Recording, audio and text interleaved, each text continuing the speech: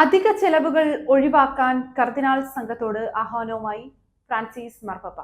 കർദിനാൾ സംഘത്തിന് നൽകിയ ഒരു കത്തിലാണ് ഫ്രാൻസിസ് മാർപ്പാപ്പ 10 വർഷം മുമ്പ് ആരംഭിച്ച റോമൻ കൂരിയ പരിഷ്കാരങ്ങളെക്കുറിച്ച് പരാമർശിച്ചുകൊണ്ട് ഇക്കാര്യം സൂചിപ്പിച്ചിരിക്കുന്നത്. ധനക്കമ്മി ഇല്ലാതാക്കുന്നതിന് സാമ്പത്തിക മിതത്വം പാലിക്കേണ്ടതിന്റെ അനിവാര്യത പാപ്പ കത്തിൽ ചൂണ്ടിക്കാട്ടുന്നു. ധനക്കമ്മി ഇല്ലാതാക്കുകയെന്നത് സൈദ്ധാന്തികമല്ല, യഥാർത്ഥത്തിൽ കൈവരിക്കാവുന്ന ലക്ഷ്യമായി ഇരിക്കുന്നതിന് സകലരുടെയും ഉപരിയായ തുടർ ശ്രമം ആവശ്യമാണെന്നും മാർപ്പാപ്പ ഓർമ്മപ്പെടുത്തുന്നു. ഈ മാസം 16-ന് മാർപ്പാപ്പ പുറപ്പെടുവിച്ച കത്ത് 20-ാം തീയതി വെള്ളിയാഴ്ചയാണ് പരസ്യപ്പെടുത്തിയത്. ചെലവ് ചുരുക്കലിന്റെ ഭാഗമായി സേവനം അനിവാര്യതയുടെ ചൈതന്യം ഉൾക്കൊണ്ടുകൊണ്ട് നിർവഹിക്കപ്പെടണമെന്നും പാപ്പ പറയുന്നു. മുൻഗണനകൾ തിരഞ്ഞെടുക്കുന്നതിൽ ശ്രദ്ധ ചെലുത്താൻ പരസ്പര സഹകരണം, സംഘാടക പ്രവർത്തനം എന്നീ മാർഗങ്ങളും പാപ്പ ഇതിനായി നിർദ്ദേശിക്കുന്നു.